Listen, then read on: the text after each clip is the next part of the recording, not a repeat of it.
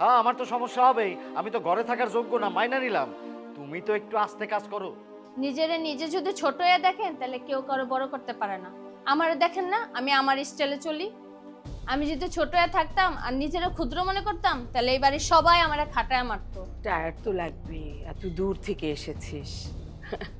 আচ্ছা, তোরা বরং ফ্রেশ হয়ে নে কিংবা একটু রেস্ট নে, হ্যাঁ? আমি তোদের জন্য একটু শরবত বানিয়ে নিয়ে আসি। ঋষো, আজকে না আমি তোর জন্য খাসির মাংস রান্না করেছি।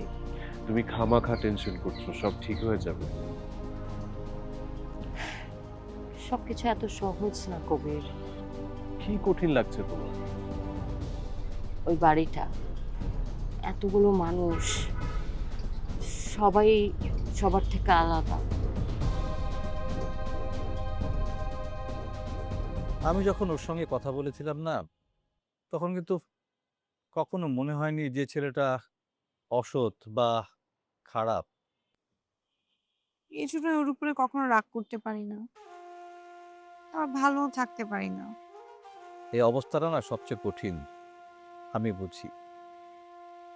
আসলে সবকিছু মিলিয়ে বাবা আমি একটু ভেঙে পড়েছি, ভালো নেই আমি। কিন্তু তুই এভাবে ভেঙে পড়লে তো চলবে না মা। সামনে অনেক পথ পড়ে আছে। আমি চেষ্টা করছি বাবা, সত্যি আমি অনেক চেষ্টা করছি, কিন্তু কোনো কিছুতে মন বসাতে পারছি না। প্রীতি, তুই কি শুধু এই বিষয়টা নিয়ে ডিপ্রেশনে আছিস, নাকি অন্য কোনো কিছু আছে এর পিছনে? না বাবা, এই বিষয়টা নিয়ে তো অনেক দিন ধরে আর কিছু ভাবি না, কিন্তু অন্য কোনো কিছু, আসলে কোনো কিছুতেই আমি মন বসাতে পারছি না। তাহলে তুই আমার সঙ্গে শেয়ার করতে পারিস মা। যদি কিছু মনে হয় আমাকে বলিস, আমি আছি। থ্যাংক ইউ বাবা, তুমি বলেছো, আমি অবশ্যই বলবো। আমি চাই তুই আবার আগের মতো হাসি খুশি হয়ে উঠিস। আমিও চাই বাবা, কিন্তু পারছি না। আমি জানি তুই পারবি, তোকে পারতেই হবে। এই যে চাচা অসুস্থ, বাড়ির এরকম অবস্থা, সবকিছু মিলিয়ে না আমার নিজেকে খুব অসহায় লাগে। হুম, সময়টা আসলে খুবই খারাপ যাচ্ছে যে, কিন্তু এই সময় নিজেকে খুব শক্ত রাখতে হয়। আর আরেকটা কথা মনে রাখিস যে একটা মানুষের জন্য সারা জীবন এক জায়গায় থমকে থাকা যায় না। আর দেখ, ছেলেটাও কিন্তু তোকে অপেক্ষা রেখে চলে যায়নি, নিজের মতো সিদ্ধান্ত নিয়ে চলে গেছে। হ্যাঁ বাবা, আমি জানি। তাই তোকেও নিজের জন্য ভাবতে হবে, নিজের জীবন নিয়ে। চেষ্টা করবো বাবা আমি। এটাই চাই, তুই ধীরে ধীরে আবার শুরু কর। ইনশাল্লাহ। তুই একা একা ছাদে কি করবি এখন? চল নিচে যাই। না বাবা, আমি তো মাত্রই আসলাম, তুমি যাও, আমি একটু পর আসছি। আচ্ছা ঠিক আছে, তুই চলে আসিস তাড়াতাড়ি, হ্যাঁ? আমি গেলাম।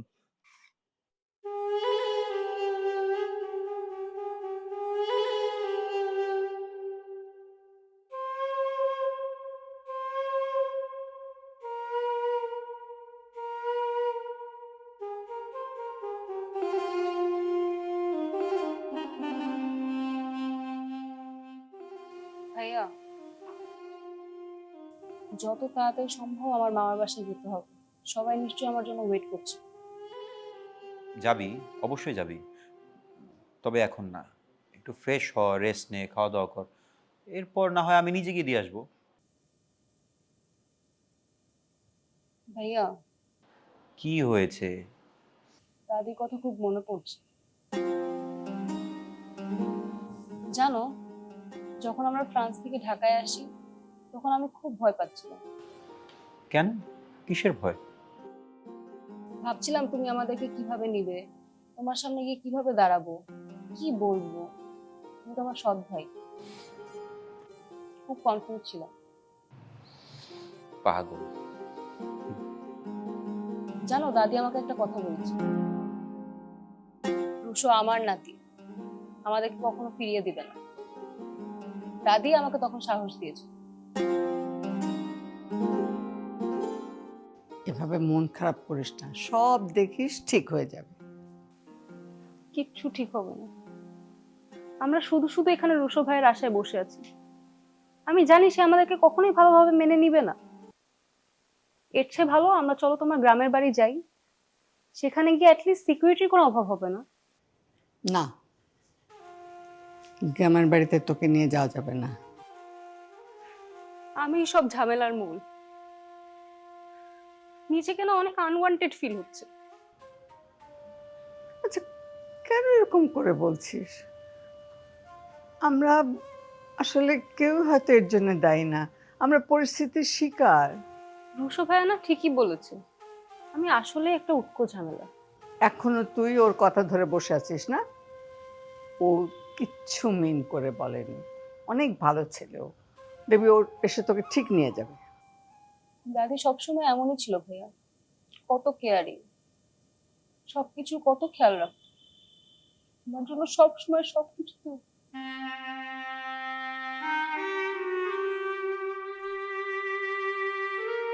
কাঁদিস না ফ্রিদা।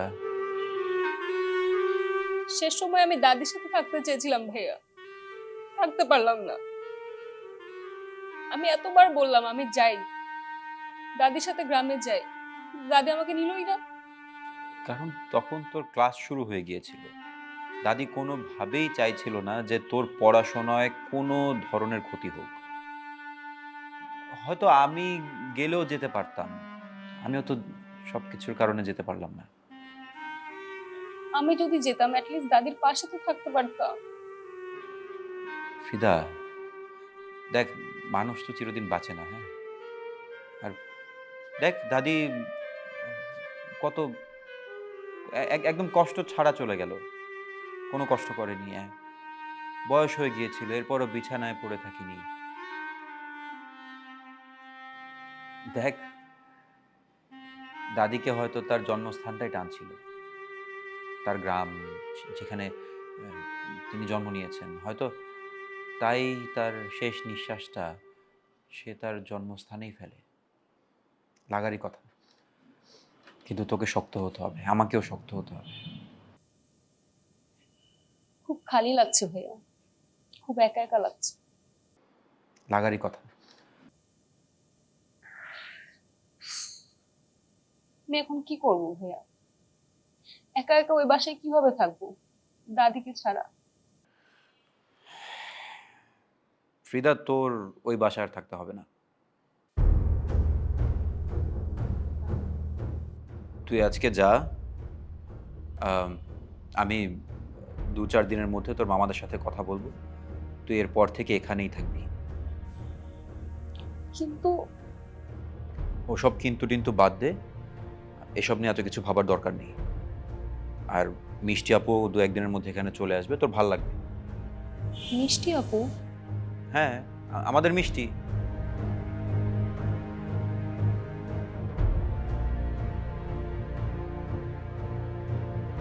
আই পারো, এদিকে আয়। আমি তোকে কতবার বলছি ফুলদানি এখানে থাকবে না। কেমন লাগে এটা দেখতে? আমি তো সুন্দর করে সাজাইছিলাম। এটা সুন্দর? এই সুন্দর দেখলে আমার মাথা ঘুরে। তোমার মাথা তো এমনিতেও ঘুরে। তুই কি বললি? না মানে বলতে চাইছি অনেক গরম, তো এই গরমে তো তোমার মাথা এমনিতেও ঘুরে। তুই আমার সাথে এমন ভাবে কথা বলবি না। তোর কাজ কি, আমার কথা শোনা নাকি নিজের মতো চলা? আমি যা করি তোমার ভালোর জন্যই তো করি। আমার ভালো আমি বুঝবো। ঠিক আছে, আমি আর কোনো কাজই করব না। তুই তো এমনিতেই কাজ করিস না।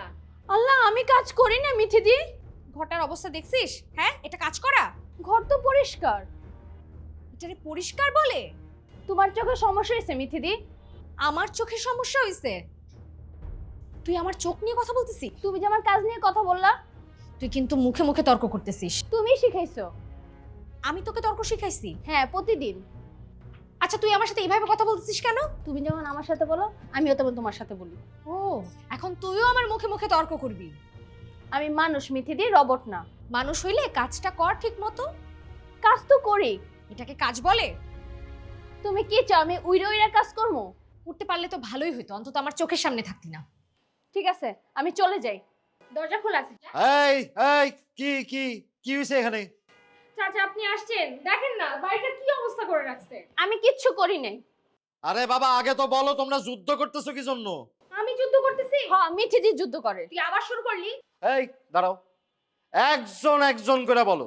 চাচা, এই মেয়েটা আমার কোনো কথা শোনে না। আমি তোমার সব কথা শুনি। আবার মিথ্যা কথা বলতেছিস? তুমি সবকিছুতে সমস্যা করো। আমি সমস্যা করি? হ। চাচা দেখেন, আমারই দোষ দিতেছে। এই দাঁড়াও দাঁড়াও, পারু তুমি কি করতেছিলা? চাচা, আমি ঘর গোছাইতাছিলাম। এইটাকে গোছানো বলে?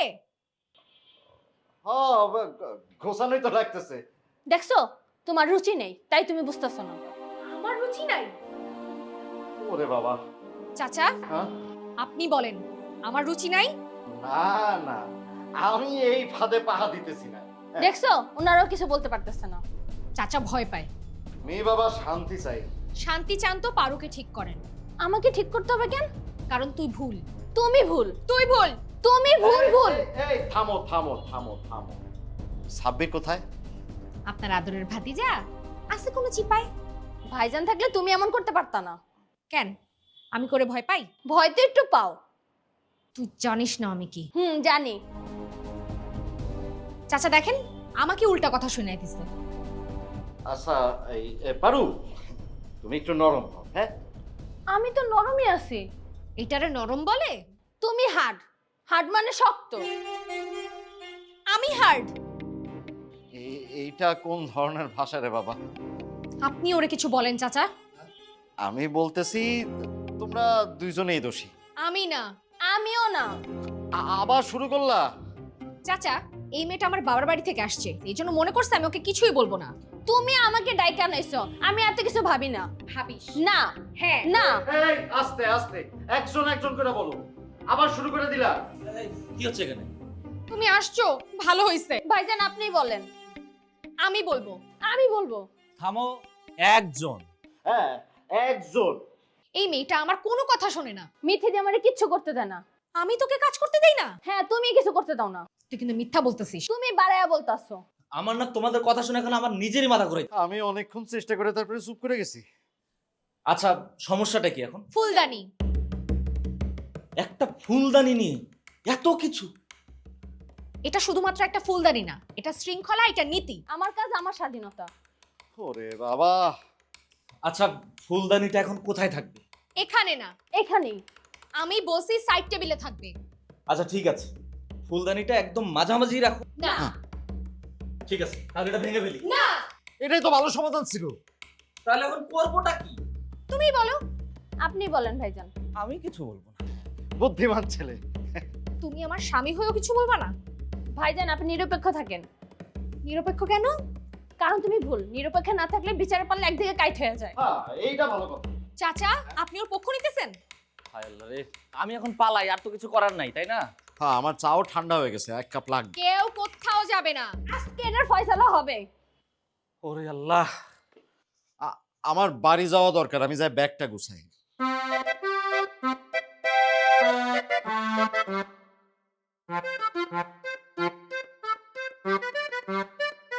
আমার সঙ্গে কথা হয়েছিল, ফোন করেছিল, ওর সঙ্গে হয়তো ভাইয়ার ঝগড়া হয়েছে।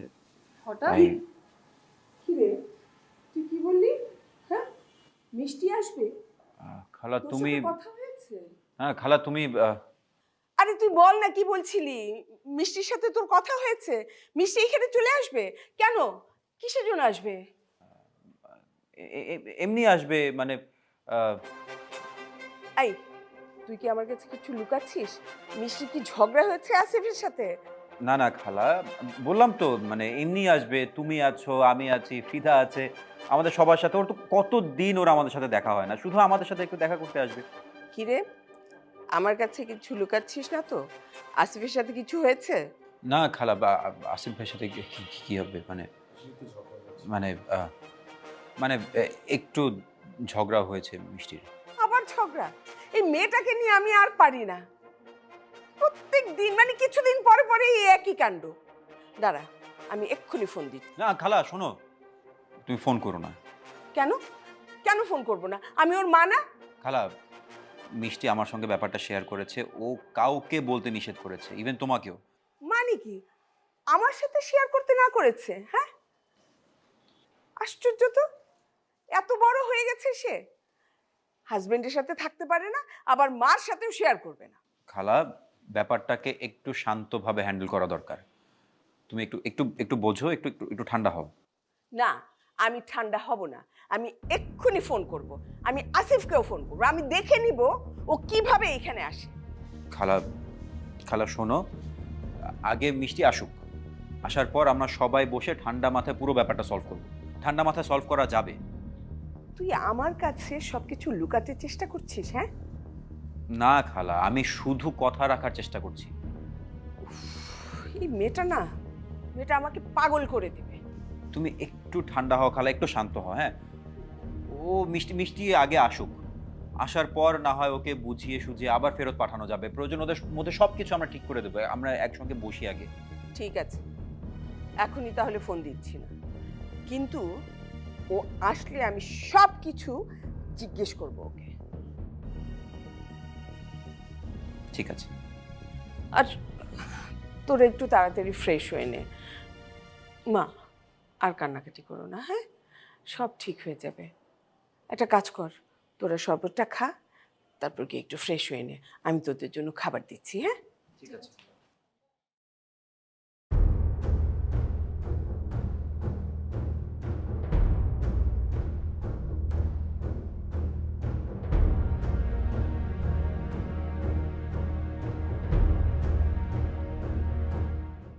ও দুলাভাই, আরে আপনি এখানে কি করতেছেন? কেন, কি হয়েছে? আরে দুলাভাই, নিচে তো এলাহি কাণ্ড। কি এলাহি কাণ্ড? আমি গেলাম আপার সাথে একটু কথা বলতে, দেখি আপা পায়ের উপর পা তুলে রানী এলিজাবেথ হয়ে বসে আছে। তাই নাকি?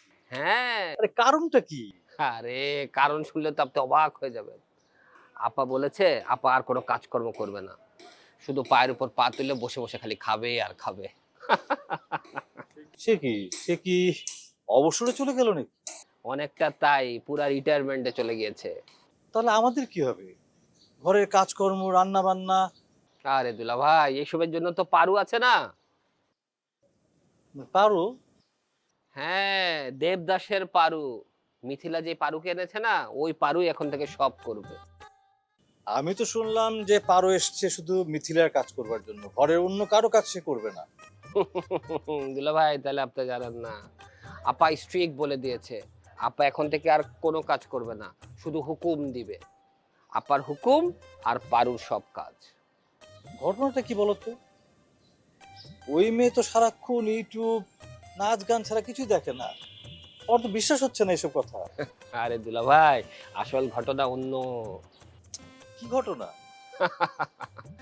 এই বাড়িতে তৃতীয় বিশ্বযুদ্ধ ঘটে গেছে। আরে কে কার বিরুদ্ধে? আরে কে আমেরিকা, কে ইসরায়েল, কে নির্যাতিত, কে শোষিত? যুদ্ধ লাগছে পারু আর মিথিলার মধ্যেই। কি বলো, এরা না নিজেরাই ভালো ছিল? তাই তো বলছি, খেলা তো এখন পুরা জমে গেছে। পারু স্ট্রেট বলে দিয়েছে, ও নিজের ইচ্ছা মতো কাজ করবে, কারো কোনো কথা ও শুনবে না।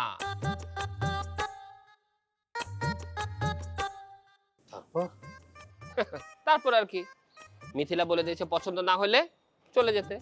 ব্যাস, শুরু হয়ে গেল যুদ্ধ আর যুদ্ধ। বুঝেছি। এটা হচ্ছে গিয়ে তোমার আপার চালাকি। কি রকম চালাকি দুলা ভাই? তোমার আপা আসলে চায় মিথিলাকে শাস্তি দিতে, পারো যদি কোনো কাজ না করে তাহলে তো সব কাজ মিথিলাকেই করতে হবে, এইটাই তার প্ল্যান। হ্যাঁ, তাও হতে পারে দুলা ভাই। আর এই সুযোগে নিজেও রান্না বান্না বন্ধ করে দিবে, তাতে কি হবে, এক ঢিলে দুই পাখি। দুলা ভাই, শাস্তি যার হোক আর না হোক, কিন্তু মাঝখানে তো নির্যাতিত পুরুষ আমরা। সেটা খারাপ বলরি, রান্না বান্না বন্ধ হয়ে গেলে তো আমরা না খেয়ে মরতে হবে আমাদের। কিন্তু তোমার আপা তো, তার প্রতি আমার একটা বিশ্বাস আছে, কোনো না কোনো একটা উপায় সে বের করবেই আমাদের জন্য। কিরকম উপায় দুলা ভাই? এখন তো সেটা বলতে পারবো না, খেলাটা আগে জমুক, তারপর দেখি। কিন্তু দুলা ভাই, বিপদ তো আমার। আপনি তো জানেন, বেশিক্ষণ না খেয়ে থাকলে আমার তো পেট আবার গ্যাস হয়ে যায়। আরে চিন্তা করো না, তোমার আপা না আমাদের জন্য গোপনে কিছু একটা বানিয়ে রাখবেই। তা আপনি ঠিকই বলেছেন, কিন্তু দুলা ভাই তারপরও একটা টেনশন কিন্তু রয়েই যায়। আমার মনে হয় এ নিয়ে টেনশনের কিছু নেই। ও, তোমাকে তো কথা বলতে ভুলে গেছি, তুমি যে মর্টগেজের বিষয়ে যে জমিটা নিয়েছিলে, কাগজপত্র কি নিয়ে এসছো? হ্যাঁ, এখন তো নিয়মের বেড়া জালে আটকা পড়ে গেছে। এটা তো আপনার ভালোর জন্যই। জানি মা, এখনই চলে যেতে চাই না, আরো কিছুদিন বাঁচতে চাই। আমাকে এখন প্রয়োজন হয় তোমার? লিসেন, তোকে দরকার আছে বলে তো ছাদে আসছি। কি প্রয়োজন বল? বানি তোকে খুঁজতেছিল।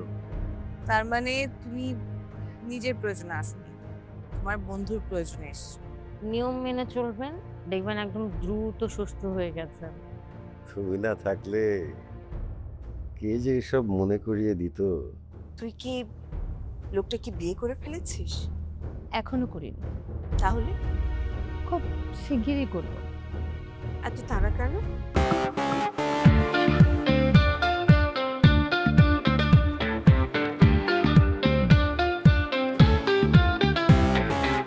চোরাস্তে ভাসি, বালির ঘর বাঁধি, স্বপ্নের ফেরিওয়ালাটা দিয়ে যায় জীবনে কুয়াশা ধোয়াটে পথ, আলো আধারের সাথে খেলা চলেই যায়।